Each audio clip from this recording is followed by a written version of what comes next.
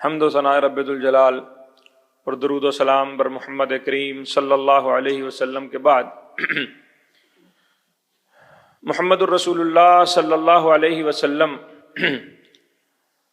آپ نے اعلان نبوت کے بعد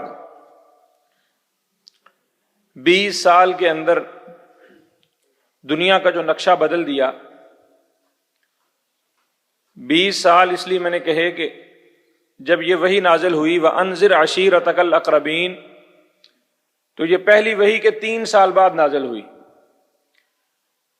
آپ صلی اللہ علیہ وسلم کی نبوت کا عرصہ تو 23 سال ہے، لیکن آپ کی دعوت کا، آپ کے جو مشن تھا اور آپ کی جد و جہد کا جو عرصہ ہے وہ 20 سال ہے. 10 سال مکہ میں اور 10 سال مدینہ میں. اس پہلی وحی کے نازل ہونے کے بعد 20 سال کے اندر اندر محمد کریم صلی اللہ علیہ وسلم نے جو دنیا کا منظر اور نقشہ بدلا، اور آپ نے جو جماعت اپنے ساتھیوں کی، صحابہ کی جو تیار کی،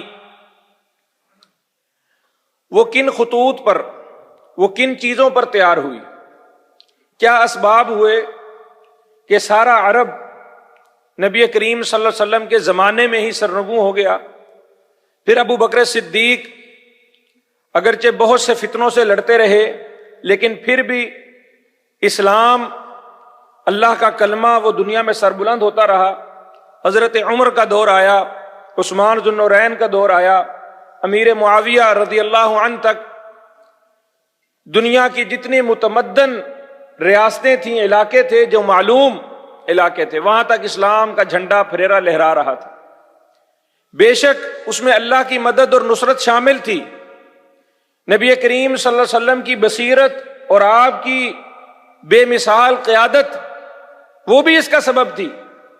لیکن محترم بھائیوں، ایک بہت بڑی چیز، ایک بہت بڑا سبب جو مسلمانوں کی اس عظیم الشان کامیابیوں اور کامرانیوں کا تھا، وہ آپ صلی اللہ علیہ وسلم کی سیرت کا وہ حصہ ہے جسے ہم سادگی کہتے ہیں، جسے ہم تکلفات سے پاک کہتے ہیں. تکلف سے پاک اور سادگی پر مبنی وہ طرز عمل ہے سیرت نبی کا، وہ خاصہ ہے. اور صحابہ کرام کی زندگیوں میں وہ سب سے قیمتی ترین متاع ہے جو آپ صلی اللہ علیہ وسلم نے تیار فرمائی. نہ آپ کے قول میں تکلف، نہ آپ کے عمل میں تکلف، نہ آپ کے بولنے میں تکلف، نہ اٹھنے بیٹھنے میں، نہ پہننے اوڑھنے میں، نہ کھانے پینے میں، نہ ملنے ملانے میں. اللہ دنیا کے سب سے عظیم انسان، دنیا کے سب سے بہترین انسان، دنیا نے آج تک ان کی کوئی نظیر اور مثال نہیں دیکھی. وہ کتنے سادہ تھے، وہ کتنے تکلفات سے پاک تھے، وہ کتنی آسانیاں دینے والے اور آسان زندگی گزارنے والے تھے. اگر ہم اس بات کو سمجھ لیں تو آج یہ صبح شام کا رونا، یہ چیخنا چلانا، یہ احتجاج اور یہ سارا ہڑتال اور یہ مہنگائی کا رونا ہمارا ختم ہو جائے. یہ سب پریشانیاں اور یہ سب فکریں جو ہمیں دامن گیر ہے، بے روزگاری، مہنگائی، غربت، افلاس، پوری نہیں پڑتی جی، جتنا کما لو تھوڑا رہ جاتا ہے. یہ ایک نقطہ، یہ ایک سبق جو نبی کریم صلی اللہ علیہ وسلم کی سیرت سے ہم سمجھ لیں کہ آپ صلی اللہ علیہ وسلم اپنے بولنے میں، اپنے اٹھنے بیٹھنے میں، اپنے قول اور عمل میں کتنے سادہ تھے. سوال ہو جائے، کوئی بناوٹ نہیں، کوئی تصنع نہیں، صحابہ آ جاتے تھے، آپ نبی ہیں، سوال کر لیتے تھے. یہ بات بتائیے، آپ خاموش ہو گئے. پھر پوچھا بتائیے، پھر خاموش ہو گئے. وہی کا انتظار ہے. یسألونک عن الخمر والمیسر، یسألونک عن المحیض. اللہ رب العالمین کی طرف سے وحی آتی ہے تو جواب دیتے ہیں. آج دیکھو، چھوٹی سے چھوٹی بات سے لے کر بڑی سے بڑی بات تک میں چند مثالیں اور نبی کریم صلی اللہ علیہ وسلم کی سیرت کا کچھ نمونہ رکھوں گا. کسی بندے سے کوئی بات پوچھ لی جائے، طالب علم سے پوچھ لو، عالم سے نہ پوچھی طالب علم، وہ ادھر ادھر دیکھے گا، جوڑ جگاڑ لگائے گا، اندازہ تخمینہ لگا کر، او جی ایسے بھی ٹھیک ہے، ایسے بھی، بس جی اس میں اختلاف موجود ہے. جس سے نہیں پوچھا جا رہا وہ بھی اپنا روب علم کا جھاڑنے کے لیے اس سوال میں ضرور دخل اندازی دے گا. یہ تکلف ہے, یہ بلا وجہ کا تکلف ہے. امام مالک محدث مدینہ نبی کریم صلی اللہ علیہ وسلم کی مسند پر بیٹھ کر وقت کے سب سے بڑے امام, مفتی, قاضی, ایک شخص بڑی دور کا سفر کر کے آیا, کہا یہ بات بتائیے, کہا نہیں معلوم, کہا یہ بات بتائیے, کہا اللہ جانتا ہے, کہا یہ بات بتائیے, کہا واللہ عالم. کہتے ہیں میں اتنا سفر کر کے آیا امام مالک سے بات پوچھنے کے لیے اور آپ کہتے ہیں مجھے یہ نہیں پتا, مجھے یہ نہیں پتا. امام مالک نے کہا جا جا کے دنیا کو بتا دے مالک کو کچھ معلوم نہیں ہے. میں بنا کر بناوٹ کے ساتھ, تصنع کے ساتھ, صرف اپنی گدی, اپنی کرسی, اپنا نام کلہ بچانے کے لیے میں تجھے غلط بات بتا دوں؟ رنگ رنگ کی پگڑیاں ہیں, لمبے لمبے قبے اور جبے ہیں. کسی کو لے لیجئے, کسی کو لے لیجئے, کوئی مان نہیں, چھوٹے سے چھوٹا, بڑے سے بڑا. کیا حکمران کو کوسنا؟ کوئی یہاں ایم پی ایم این اے بن جائے, کونسلر بن جائے, کونسلر چھوڑو, حتیٰ کہ کسی مذہبی جماعت کی قیادت ہی کیوں نہ ہو, ہٹو بچوں کی ایک فوج ہے. آپ مسجد میں چلے جائیں, مدرسے میں چلے جائیں, مولوی صاحب کو ملنا ہے, آپ نام نہیں لے سکتے. آپ مجھے ملنے کے لیے قبلہ کدھر ہیں, حضرت صاحب کدھر ہیں, فضیلت الشیخ کدھر ہیں؟ اور فضیلت الشیخ عوام کے اندر بیٹھنے کے لیے, لوگوں سے گفتگو کرنے کے لیے, وہ جب آتے ہیں وہ ایسی شان و شوکت سے آتے ہیں اور ایسے جبہ و دستار کے ساتھ آتے ہیں کہ ان سے کوئی سوال کرنا ان کی شان کے برخلاف نہ گزر جائے. یہ محمد رسول اللہ صلی اللہ علیہ وسلم کا طریقہ نہیں تھا, یہ صحابہ کا اور ہمارے اسلاف کا طریقہ نہیں تھا, نہ ہی یہ ان حکمرانوں کا طریقہ تھا جو نبی کریم صلی اللہ علیہ وسلم نے تیار کیے. آپ صلی اللہ علیہ وسلم پہننے اوڑھنے میں بہت سادہ تھے. اللہ اکبر, ہجرت کی, ابو بکر صدیق بھی کھڑے ہیں, نبی کریم بھی کھڑے ہیں. لوگ آ کر ابو بکر کو سلام کر رہے ہیں, السلام علیکم یا السلام علیکم یا رسول اللہ.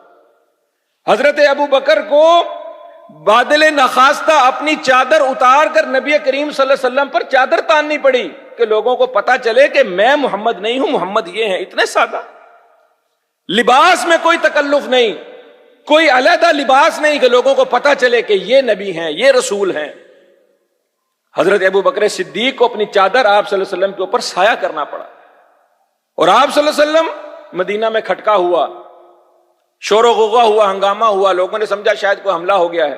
صبح تڑکے لوگ اٹھے, نکلے, گھروں سے بھاگے, باہر سے ایک شخص آ رہا ہے گھوڑے پر بیٹھا ہوا. سب جا کر قریب ہوئے, کہا یہ باہر سے آ رہا ہے, اس کو پتا ہوگا کہ شور ہنگامہ کیا تھا.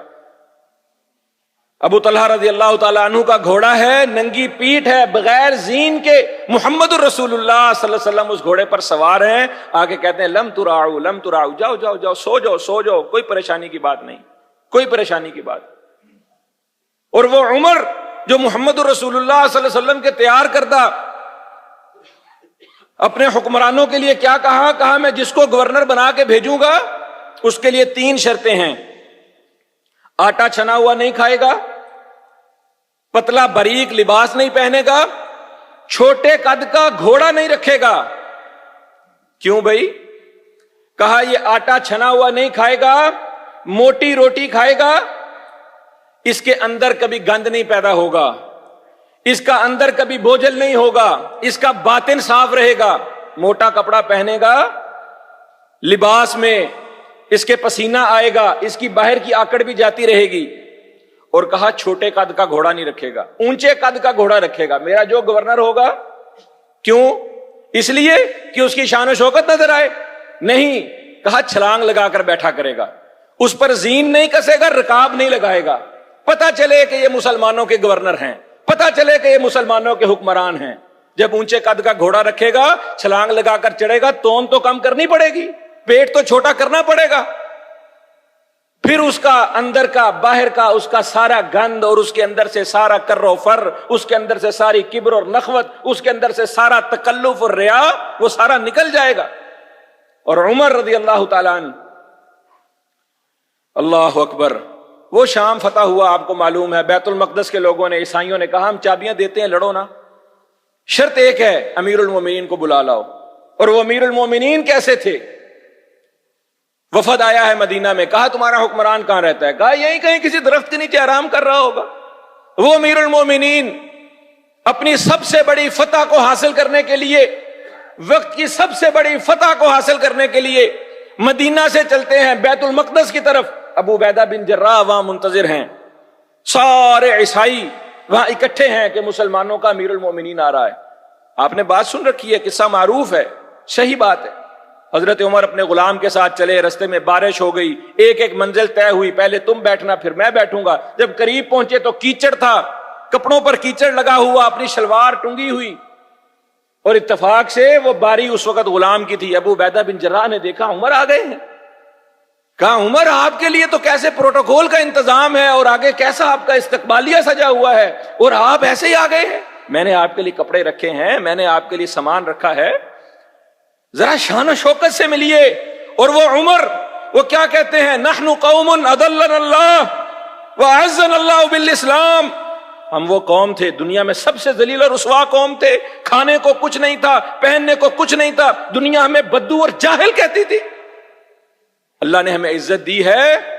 نحن قوم اعزنا اللہ بالاسلام, اللہ نے ہمیں اسلام کی وجہ سے عزت دی ہے. ان کپڑوں میں شان و شوکت رکھی ہے, اس سواری لباس کے اندر کروفر رکھا ہے. وہ عمر تھے, جہاں گئے منزلوں پر منزلیں مارتے گئے. اور ایسی بات نہیں تھی, نہ نبی کریم صلی اللہ علیہ وسلم کے دور میں کوئی ایسی بات تھی, نہ حضرت عمر کے دور میں ایسی بات تھی کہ کھانے کو کچھ نہیں تھا. یہ بات ہم پہلے بھی کر چکے کہ یہ غلط فہمی ہے, یہ پروپیگنڈا ہے, یہ جہالت ہے, یہ بے وقوفی کی بات ہے کہ کوئی یہ کہے کہ مسلمانوں کا ابتدائی دور بڑا غربت اور افلاس کا تھا, پاس تھا کچھ نہیں, کھانے کو کچھ نہیں تھا.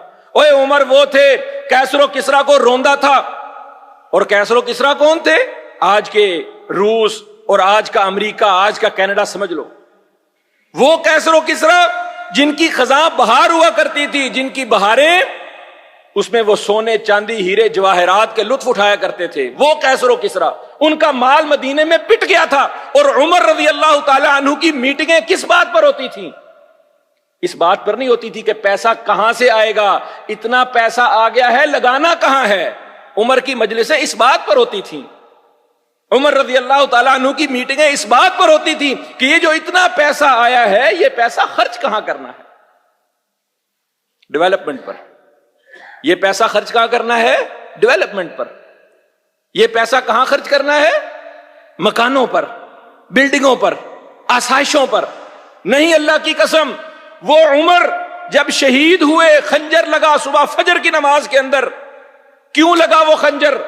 تاریخ سے پوچھو, مورخ سے پوچھو کہ عمر کو خنجر کیوں لگا.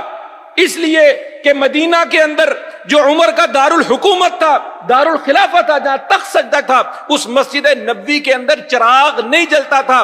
اندھیرا ہونے کی وجہ سے عمر اپنے قاتل کو پہچان نہیں سکے اور خنجر لگ گیا. اس مسجد نبوی میں اس وقت تک چراغ نہیں تھا جب تک عمر نے یہ اپنا دعویٰ سچا نہیں کر دیا کہ نیل کے کنارے, فرات کے کنارے, میری آخری سرحد کے اوپر کوئی کتا بھی بھوک سے مر گیا تو عمر جواب دہ ہوگا. اس فکر نے عمر کو ڈیولپمنٹ پر پیسہ نہیں لگانے دیا. رات کو گشت کی, بچہ بھوک سے بلکتا ہے, عمر کان لگا کر سنتا ہے. ماں بھوک سے بچے کو سلاتی ہے, عمر کان لگا کر سنتا ہے. گھر گھر دروازے دستک پہ جا کے لوگوں کی آہ و بکا سنتا ہے. صبح اٹھ کر ان کے لیے ان کے رزق کا بندوبست کرتا ہے, رفاہ عامہ کے کام کرتا ہے, غریب پروری کے کام کرتا ہے. ہمارا حکمران ill planning, مس مینجمنٹ, انتہائی بوگس فائنانشل پالیسیز لے کر, قرضے لے کر ڈیولپمنٹ کے نام کے اوپر. نبی کریم صلی اللہ علیہ وسلم نے فرمایا بندہ آدم جائز کاموں کے اندر جو بھی خرچ کرے جائز کام کے اندر, اپنے بچوں کو روٹی کھلاتا ہے, ان کو کپڑا پہناتا ہے, ان کو تعلیم دلاتا ہے, جائز کاموں کے اندر وہ جو بھی خرچ کرے اس کو اجر ملتا ہے. ایک چیز کا اجر نہیں ملتا, مکان بنانے کا, بلڈنگ بنانے کا, مٹی پر پیسہ لگانے کا اجر کوئی نہیں. اور عمر رضی اللہ تعالی عنہ نے اس کی عملی تصویر پیش کی. کنسٹرکشن انڈسٹری پروان چڑھ رہی ہے جی, لاہور فیوچر از ورٹیکل, بڑی بڑی بلڈنگیں کھڑی ہو جائیں گی, ترقی ہو رہی, ڈیولپمنٹ ہے. لوگوں کی روٹی روزی, لوگوں کا بنیادی ضرورت کی چیزیں, آسائشیں سستی ہیں, ضروریات مہنگی ہیں.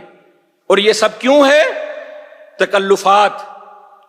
یہ سب کیوں ہے؟ کوئی بندہ یہاں بھوک سے نہیں مر رہا. یہ جو مہنگائی, غربت اور بے روزگاری کا رونا ہے, کوئی بھوک سے نہیں مر رہا. آپ میں سے کوئی کھڑا ہو جائے, کوئی کھڑا ہو کر یہ کہے کم از کم اس مجلس میں, اس علاقے میں کوئی ایسا بندہ نہیں ہے جو یہ کہہ سکتا ہو کہ میرے پر ایک دن اور رات ایسا گزرا جس دن میرے پاس کھانے کو ایک لقمہ نہیں تھا؟ کوئی ہوا ہے آپ کو؟ کوئی کھڑا ہو کر یہ کہہ سکتا ہے کہ مجھ پر ایک دن رات پوری ایسی گزر گئی 24 گھنٹے کہ میرے پاس نہ کھانے کو کچھ تھا نہ پینے کو کچھ تھا؟ ہاں، میں محمد رسول اللہ صلی اللہ علیہ وسلم کی مثال سامنے رکھتا ہوں، وہ محمد صلی اللہ علیہ وسلم جن کے سامنے اللہ نے دنیا کے خزانے رکھ چھوڑے تھے، وہ محمد ملا تو کھا لیا، نہ ملا تو صبر کیا۔ امی عائشہ کہتی ہیں گھر آئے، پوچھا کچھ ہے کھانے کو؟ کہا نہیں ہے، روزہ رکھ لیا۔ حضرت صفیہ کہتی ہیں 3 چاند ہم دیکھ لیتی تھی، یعنی مہینہ گزر جاتا تھا، 3 چاند دیکھ لیے، سے کیا مراد ہے؟ یعنی محرم کا چاند آخری دنوں میں دیکھا، پھر سفر چڑھ گیا، سفر سارا گزر گیا، ربیع الاول کا چاند بھی چڑھ گیا، 3 مہینوں کے درمیان 1 مہینہ پورا ایسا گزر جاتا تھا کہ ہمارے گھر میں چولہا نہیں جلتا تھا، آگ نہیں جلتی تھی۔ پھر پوچھنے والے نے پوچھا آپ کیا کھاتی تھی؟ کہا 2 چیزیں، ہمارے گھر میں 2 کالی چیزوں کے سوا کچھ نہیں تھا، پانی اور کھجور، وہ کھاتے تھے اور پیتے۔ مان لیجئے کہ ایک وقت ہجرت کے بعد مدینہ میں مسلمانوں پر ایک وقت ایسا بھی تھا جب یہ سب کچھ جبری تھا، جب یہ سب کچھ مجبوری کی حالت میں تھا، لیکن وہ وقت بھی آیا جب آپ صلی اللہ علیہ وسلم نے بنو نذیر کے باغات فتح کر لیے، جب غنیمتیں مدینہ کے اندر ڈھیر ہو گئیں، 180 من ایک بیوی کو غلہ آتا تھا۔ آپ صلی اللہ علیہ وسلم کی بیویوں میں سے ہر بیوی کے حصے میں جو آپ صلی اللہ علیہ وسلم کے باغات تھے 180 من آپ صلی اللہ علیہ وسلم کے ایک بیوی کے حصے میں آتا تھا۔ کیا کرتی تھی آپ صلی اللہ علیہ وسلم؟ کیا کرتے تھے؟ کسی سوالی کو رد نہیں کیا کبھی۔ نبی کریم صلی اللہ علیہ وسلم نے، صحابی کہتا ہے کوئی سوالی آیا آپ صلی اللہ علیہ وسلم نے کبھی اس کو رد نہیں کیا۔ وہ وقت بھی آیا، اس وقت میں جو فقر تھا وہ بے شک مجبوری کا تھا، لیکن پھر جب سب کچھ آسودگی اور آسانی ہوئی تب آپ صلی اللہ علیہ وسلم کا فقر، تب آپ کی سادگی اور تکلف سے پاک ہونا اختیاری تھا۔ جان بوجھ کر آپ صلی اللہ علیہ وسلم نے سادگی اختیار کی۔ ان کا طرز عمل کیا تھا؟ ان کا طریقہ کیا تھا؟ جتنا کمایا اتنا صدقہ۔ ہمارا کیا ہے؟ جتنا کمایا اتنا خرچہ، کمائی زیادہ ہو گئی خرچے بڑھا دو، جتنی کمائی زیادہ ہے اتنی عیاشی زیادہ کر دو، جتنی کمائی زیادہ ہے اتنا تکلف زیادہ۔ اور ام المؤمنین حضرت عائشہ کیا کہتی ہیں؟ کہتی ہیں ہمارے پاس جو کھجور آتی تھی 180 من کھجور، روزانہ کی 2 کلو بھی کھائیں، سال میں 9 من کھا لی، باقی 171 من کھجور کا کیا کرنا؟ کہا سارا صدقہ کر دیتی تھی۔ نہ ہم بیچتی تھی، نہ ہم سٹاک کرتی تھی، نہ اس کے اوپر کوئی اور ہمیں لالچ تھی، صدقہ کر دیتی۔ نبی کریم صلی اللہ علیہ وسلم پتھر بھی باندھے، بھوک پیاس برداشت کی۔ حضرت ابو بکر اور عمر آگے آ کر بیٹھے ہیں، ایک دوسرے کی آنکھوں میں دیکھ رہے ہیں، کسی کو بات کرنے کی ہمت نہیں ہو رہی۔ پوچھا کیا ہے تمہاری باتوں، تمہاری شکلوں پر کوئی سوال ہے، کوئی پریشانی کیا ہے؟ کہ اللہ کے نبی سچ پوچھیں تو آج تیسرا دن ہے کچھ نہیں کھایا، آج تیسرا دن ہے کچھ نہیں کھایا۔ یہ دیکھیے یہ پیٹ پر پتھر ہے۔ آپ نے تو پیٹ پر پتھر باندھا بندہ دیکھا ہی نہیں ہوگا کبھی، آپ نے تو سوچا ہی نہیں ہوگا کہ پیٹ پر پتھر باندھا کیسے جاتا ہے، اور پیٹ پر پتھر باندھنے کا مطلب کیا ہوتا ہے۔ ابو بکر اور عمر نبی کریم صلی اللہ علیہ وسلم کو کہتے ہیں یہ دیکھیے پیٹ پر پتھر ہے۔ آپ صلی اللہ علیہ وسلم اپنے دونوں ساتھیوں کو لے کر نکلے، مدینہ میں گھومے، ایک انصاری کا باغ دیکھا، اس کے پاس جا کے بیٹھ گئے، اس کو کہا کچھ کھانے کو ہے؟ اس کی بیوی کام کر رہی تھی، اس نے کہا جی یہ کھجوریں ہیں اور میرا خاوند گیا ہے پانی لینے، ابھی پانی لے آئے گا، یہ کھجوریں ہیں کھاؤ۔ دیکھا کہ نبی صلی اللہ علیہ وسلم ہے، ساتھ ابو بکر اور عمر ہیں، فٹافٹ کو تھوڑا سا گوشت کا بھی انتظام کر لیا۔ اللہ کے نبی صلی اللہ علیہ وسلم وہاں رو پڑے، کہا ابو بکر عمر یہ بات یاد رکھو، اس ٹھنڈے پانی کا بھی سوال ہوگا، اس کھجور کی سائے کا بھی سوال ہوگا، اور یہ جو کچھ تم نے کھایا ہے ثم لتسألن یومئذ عن النعیم، اس ہر نعمت کا تم سے سوال ہونا ہے۔ آج ہمارا مہنگائی کا مسئلہ کیا ہے؟ آج ہمارا رونا دھونا کیا ہے؟ روٹی نہیں پوری ہوتی؟ نہیں، رونا دھونا یہ ہے کہ میری گاڑی کا ماڈل نہیں بدل رہا، رونا دھونا یہ ہے کہ میرے ایک کمرے میں اے سی لگا ہوا ہے، دوسرے کمرے میں بھی اے سی لگانا ہے، رونا دھونا یہ ہے کہ میرے گھر کی ٹائل پرانی ہو گئی ہے، میں نے وہ بدلانی ہے، رونا دھونا یہ ہے کہ میری ٹائل لوکل لگی ہوئی ہے، مجھے اٹیلین لگوانی ہے، میرا فرنیچر پرانا ہو گیا ہے، مجھے برانڈڈ لینا ہے، میرا کپڑا لوکل بنا ہوا ہے، مجھے برانڈ کا پہننا ہے۔ پریشانی اس بات کی ہے، دوڑ اس بات کی ہے، یہ تکلف، یہ تصنع اور یہ بناوٹ اگر ہم اس سے اپنے آپ کو چھڑا لیں، ہر موقع کے اوپر، انفرادی زندگیاں ہوں، اجتماعی زندگیاں ہوں۔ اللہ اکبر، میں کس بات کا حوالہ دوں، بات لمبی ہو جائے گی۔ نبی کریم صلی اللہ علیہ وسلم، عورت آئی، کہا شادی کر لیجیے، آپ صلی اللہ علیہ وسلم نے جواب نہیں دیا، اس نے پھر کہا شادی کر لیجیے، آپ نے پھر جواب دیا، اس نے کہا شادی کر لیجیے مجھ سے، آپ صلی اللہ علیہ وسلم نے جواب نہیں دیا۔ ایک بیچارہ مسکین صحابی پاس بیٹھا تھا، کہا اللہ کے نبی آپ کو حاجت نہیں، آپ نے نہیں کرنی، مجھ سے شادی کر دیں۔ کہا ہاں ٹھیک ہے، لے آ، تیرے پاس کیا ہے، حق مہر دینے کو کچھ ہے؟ اس نے کہا جی دھوتی ہے، ایک چادر ہے، آدھی اس کو دے دیتا ہوں، آدھی رکھ لیتا ہوں۔ آپ صلی اللہ علیہ وسلم نے بھائی ایک ہی چادر ہے تیرے پاس، آدھی کر دے گا، نہ تیرے کام کی نہ اس کے کام کی، جا ایسا کر کوئی چھلا ڈھونڈ کر لا، کوئی لوہے کا چھلا ہی ڈھونڈ کر لے آ، کوئی چیز ہو حق مہر جس کے بعد شادی کر دو۔ وہ بیچارہ گیا، اس نے کہا جی لوہے کا چھلا بھی نہیں ملا۔ کہا قرآن یاد ہے؟ ہاں جی یاد ہے۔ اس کو اتنا اتنا قرآن یاد کرا دے، یہ تیرا حق مہر ہے، جا تیری شادی کر دی۔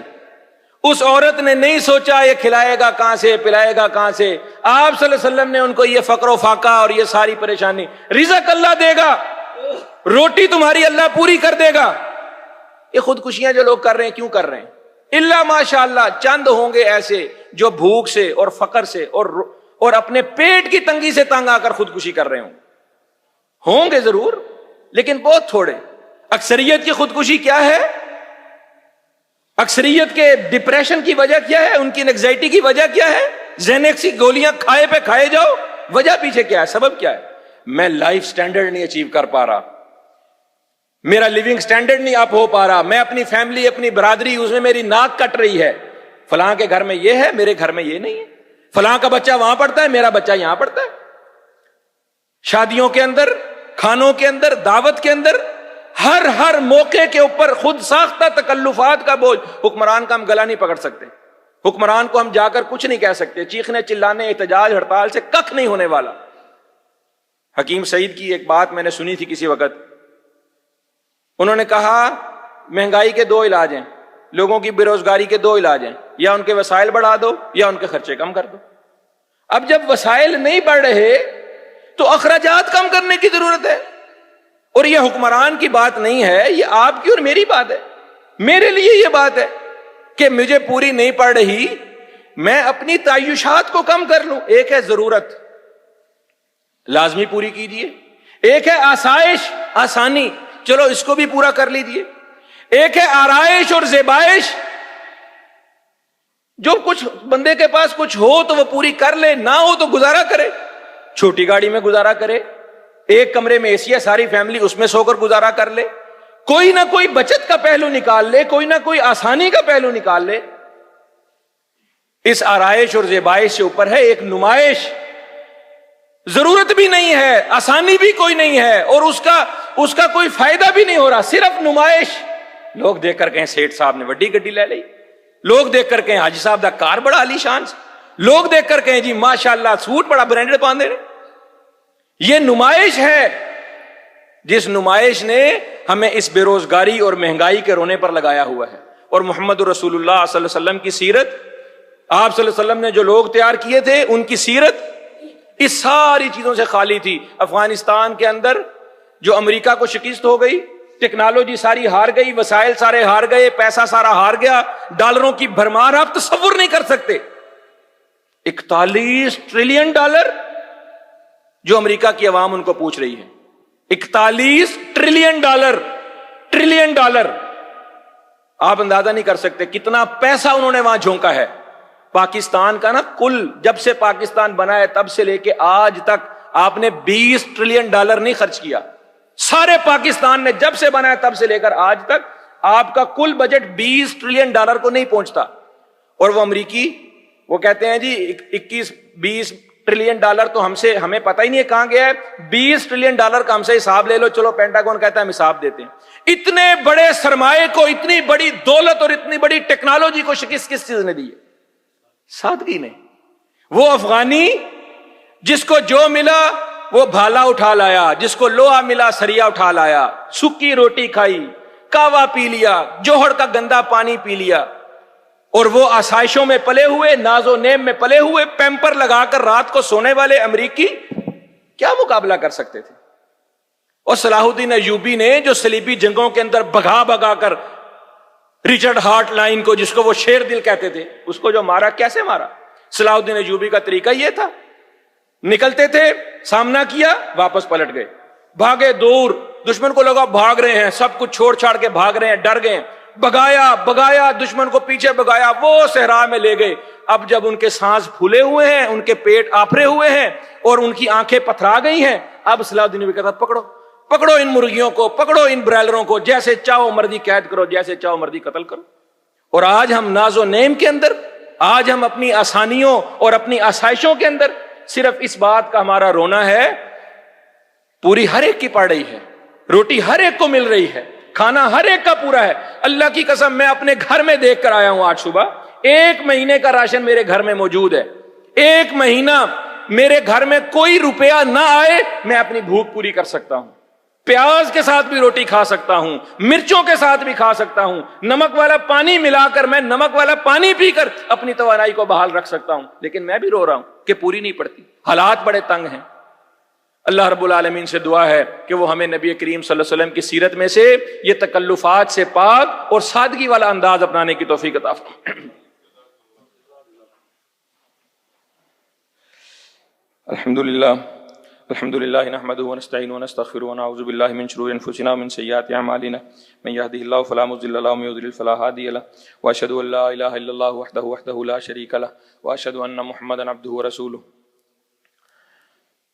محترم بھائیوں، ایک تو کچھ بھائیوں کا یہ ان کا کہنا تھا کہ آپ آج جو ہے حرمت رسول کے مسئلے کے اوپر کچھ بات کریں، کیونکہ پچھلے جمعے کے روز ہی جو سیالکوٹ کے اندر ایک سانحہ ہوا، اس سانحے کے اوپر طرح طرح کی چہم گوئیاں ہیں، تو معذرت کہ میں اس بات پر موضوع نہیں بنا سکا، کیونکہ ایک موضوع ہمارا مستقل چل رہا تھا، وہی ضروری تھا۔ صرف ایک بات اشارہ کرتا ہوں کہ نبی کریم صلی اللہ علیہ وسلم نے جو دین ہمیں دیا ہے، اس دین کے اندر سب سے زیادہ اہمیت ایک انسانی جان کی ہے۔ انسانی جان کی قیمت سے بڑھ کر کوئی قیمت نہیں۔ کسی انسان کو کسی انسان کی جان لینے کا کوئی اختیار، کوئی حق نہیں ہے، الا یہ کہ وہ قانون کی گرفت میں آئے، قاضی اس کے بارے میں کوئی فیصلہ کرے۔ حرمت رسول کا مسئلہ انتہائی حساس ہے۔ ہم بے شک یہ بات سمجھتے ہیں کہ نبی کریم صلی اللہ علیہ وسلم کی عزت اور ناموس اور حرمت کے دفاع پر کوئی کمپرومائز نہیں، اور ہم وہ خوش قسمت ملک ہیں جس ملک کے اندر یہ قانون موجود ہے۔ ہاں، اس قانون کا صحیح عمل درآمد نہیں ہو رہا، یہ ایک الگ المیہ ہے۔ اب اس کا مطلب یہ بھی نہیں ہے کہ اس قانون کو ختم کر دیا جائے۔ دیکھیے، پولیس اگر انکاؤنٹر میں 2 لوگوں کو مار دے تو کوئی یہ نہیں کہتا کہ پولیس کا ادارہ ختم کر دو، یہ صحیح پرفارم نہیں کر رہا۔ وہ کہتے ہیں پولیس کے اندر ریفارمز لے کر آؤ، پولیس کا محکمہ ٹھیک کرو۔ اسی طرح اگر ایک قانون موجود ہے اور اس قانون کا صحیح جو ہے وہ اس کو استعمال نہیں کیا جا رہا، تو اس کا مطلب ہے اس قانون کے صحیح استعمال کی ضرورت ہے، نہ کہ اس قانون کو ختم کرنے کی۔ دوسری طرف بات یہ ہے کہ کسی بھی بندے کے بارے میں بغیر سوچے سمجھے، بغیر اس پر کوئی تحقیق اور تفتیش کیے یہ فتویٰ لگا دینا کہ یہ گستاخ رسول ہے اور اس نے جو ہے نا توہین مذہب کی اور اس کو قتل کر دینا، اس کی کوئی دلیل نہیں ہے، اس کا کوئی ثبوت، اس کا کوئی جواز نہیں ہے۔ کوئی عالم دین اس بات کی اجازت نہیں دیتا، اور دین کے اندر کوئی ایسی بات نہیں ہے کہ آپ بلا تحقیق، بلا ثبوت کسی بھی بندے کے اوپر توہین مذہب، توہین رسالت کا فتویٰ لگائیں اور اس کو قتل کر دیں۔ دیکھیے، سب سے بڑی دلیل جو نبی کریم صلی اللہ علیہ وسلم کی زندگی سے کچھ لوگ کوٹ کرتے ہیں، اور من سب نبی فقتلوہ کو ایک نعرہ بنا لیا ہے، اور وہ جو ایک صحابی تھے جنہوں نے اپنی لونڈی کو قتل کر دیا نبی کریم صلی اللہ علیہ وسلم کی شان میں، اس نے گستاخی کی، اور صبح جب آپ صلی اللہ علیہ وسلم کے پاس وہ صحابی پیش ہوئے تو آپ نے ان سے پوچھا کیا بات ہوئی تھی، انہوں نے ساری بات بتائی، آپ نے تحقیق کی تو آپ نے کہا تم نے ٹھیک کیا، اس کو قتل کر دیا۔ اس بات کو دلیل بنا کر بہت سارے بھائی حضرات وہ اس غلط فہمی کا شکار ہیں کہ ہم میں سے جس کا دل کرے گا، جب دل کرے گا کسی کو توہین رسالت کا مرتکب قرار دے قتل کر دیں گے۔ بھائی ایسی بات نہیں ہے، دیکھو اس بات کو سمجھو۔ نبی کریم صلی اللہ علیہ وسلم اللہ کے رسول تھے، ان پر وحی آتی تھی۔ اس صحابی نے جو عمل کیا اس پر سب سے پہلے تو اللہ کے نبی نے تفتیش کی، تحقیق کی کہ صحیح کہہ رہا ہے کہ نہیں، اور اس کی بات صحیح ثابت ہوئی تو پھر آپ صلی اللہ علیہ وسلم نے چھوڑا۔ اور آپ صلی اللہ علیہ وسلم اگر وہ صحابی جھوٹ بولتا تو آپ کو وحی کے ذریعے خبر ہو جاتی، آپ اس کو پکڑ کر قتل کر دیتے اگر جھوٹ ثابت ہوتا۔ اب وحی نہیں آ رہی، اب کسی بھی بندے کو اللہ کی طرف سے کوئی سچ جھوٹ کا پتہ نہیں چل رہا، اس لیے اب وہ نبی کریم صلی اللہ علیہ وسلم بھی نہیں ہے، اور اب کوئی نبی کریم صلی اللہ علیہ وسلم جیسا غیب کی خبروں پر کوئی اللہ کی طرف سے اطلاع دینے والا بھی کوئی نہیں ہے، لہذا اب کسی بندے کو اختیار نہیں دیا جا سکتا۔ تو یہ سراسر جرم ہے، یہ سراسر غلط ہے۔ اس سے پہلے بھی جب سلمان تاثیر کا قتل ہوا، جب وہ مشال کا قتل ہوا، اسی منبر سے میں نے تب بھی یہ کہا کہ قانون کو ہاتھ میں لینے کی اجازت کسی بندے کو نہیں ہو سکتی ان کی غلطی، ان کا جرم اپنی جگہ پر، قانون کے حوالے کرنا ضروری تھا، لیکن قانون کی جو خرابیاں ہیں وہ اپنی جگہ ہیں۔ اللہ تعالیٰ ہمارے ملک کے حال پر رحم فرمائے۔ ہمیں بہت زیادہ صبر، برداشت، تحمل اور حوصلے کی ضرورت ہے، اور بہت زیادہ علم کی ضرورت ہے۔ یہ جہالت ہے، یہ عدم برداشت ہے، اور یہ جو ہے نا لاشعوری کیفیت ہے جو قوموں کو سمجھ نہیں دیتی کہ ہم اپنے کتنے بڑے بڑے نقصان کر لیتے ہیں چھوٹی سی باتوں سے۔ اللہ رب العالمین ہمارے نوجوانوں کو سمجھ عطا فرمائے، ہمارے حکمرانوں کو بھی سمجھ عطا فرمائے، ہمارے قانون نافذ کرنے والے ادارے اور ہمارے جتنے ذمہ دار ادارے ہیں، اللہ تعالیٰ ذمہ دار قیادتیں ہیں، اللہ ان کو بھی یہ سمجھ نصیب فرمائے۔ جذباتی نعروں کے ساتھ کبھی قومیں ترقی نہیں کرتی، قوموں کو ایک لائحہ عمل دینا پڑتا ہے، ان کو گراس روٹ لیول کے اوپر ایک تربیت دینی پڑتی ہے جس سے وہ اپنے معاشروں میں تبدیلی لا سکیں۔ مسجد کے حوالے سے آخری بات آپ کے سامنے رکھ دوں کہ آپ کو معلوم ہے کہ مسجد کی توسیع کا ایک پروجیکٹ ہمارا وہ زیر عمل ہے، تو اس میں آپ سے پھر گزارش ہے کہ وقت ہمارے پاس بڑا مختصر ہے اور ٹارگٹ ہمارا ابھی کافی سارا باقی ہے، اور شاید آپ لوگ بھی تھک گئے ہیں۔ اگرچہ رقم بہت بڑی تھی لیکن اللہ کی توفیق سے ہم نے 2/3 سے زیادہ رقم ادا کر دی ہے، اور باقی کو 80 لاکھ ہمارا ادا کرنا باقی تھا جو اس دسمبر میں ہم نے ادا کرنا ہے۔ اس میں سے بھی کافی رقم جمع ہو گئی ہے، آدھی رقم کے قریب ابھی ہماری باقی ہے۔ اس میں آپ سے درخواست ہے، گزارش ہے کہ حتی المقدور کوشش کریں، اپنے ارد گرد لوگوں کو توجہ دلائیں اور اس پروجیکٹ کو مکمل کرنے میں ساتھ دیں، تاکہ اللہ تعالیٰ اس مرکز کو آباد کرے، اور یہاں پر ہم نے جتنے خیر کے اور فلاح کے اور جتنے جو کام ہم نے سوچ رکھے ہیں، اللہ تعالیٰ ان کو ہمیں اخلاص نیت کے ساتھ اور اپنی توفیق کے ساتھ مکمل کرنے کی توفیق عطا فرمائے۔ ربنا تقبل منا انک انت السمیع العلیم وتب علینا انک انت التواب الرحیم۔ سبحان ربک رب العزۃ عما یصفون وسلام علی المرسلین والحمد للہ رب العالمین۔